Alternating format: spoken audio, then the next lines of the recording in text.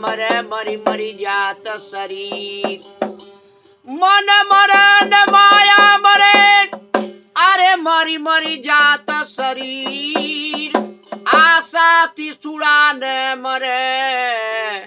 सो कथी कहत कबीर बानी अरबो खरबोले ग्रंथन कोटि हजार बानी अरबो खरबोले ग्रंथन कोटि हजार अरे करता पुरुष कबीर है नाभा किए विचार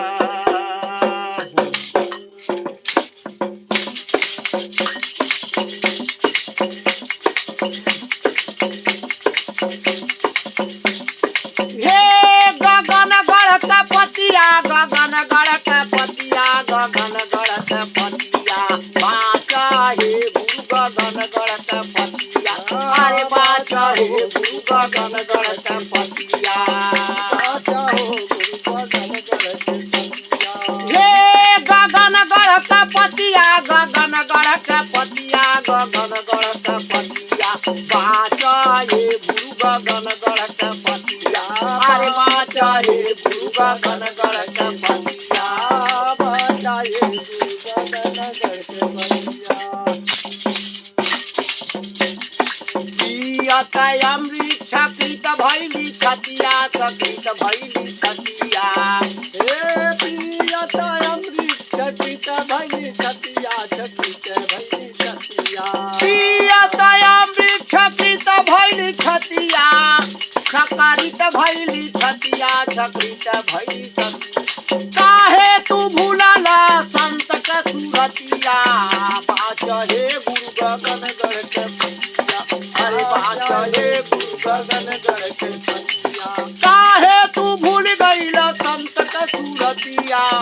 बाच हे गुरु गगन गढ़ के पतिया अरे बाच हे गुरु गगन गढ़ के पतिया हे गगन गढ़ के पतिया गगन गढ़ के पतिया गगन गढ़ के पतिया अरे बाच हे गुरु गगन गढ़ के पतिया अरे जा हे गुरु गगन गढ़ के पतिया आप अकेला संगे दूसर न छथिया दूसर न सथिया हो दूसर न सथिया आप अकेला संगे दूसर न छथिया दूसर न सथिया हो दूसर न सथिया कैला भजनिया बजर देखे छतिया बाच हे गुरु गगन गढ़ के पतिया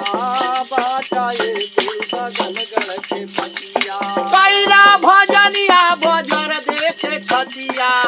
बाच हे गुरु गगन गढ़ के पतिया बाच हे गुरु गगन गढ़ के पतिया अरे बाच हे गुरु गगन गढ़ के पतिया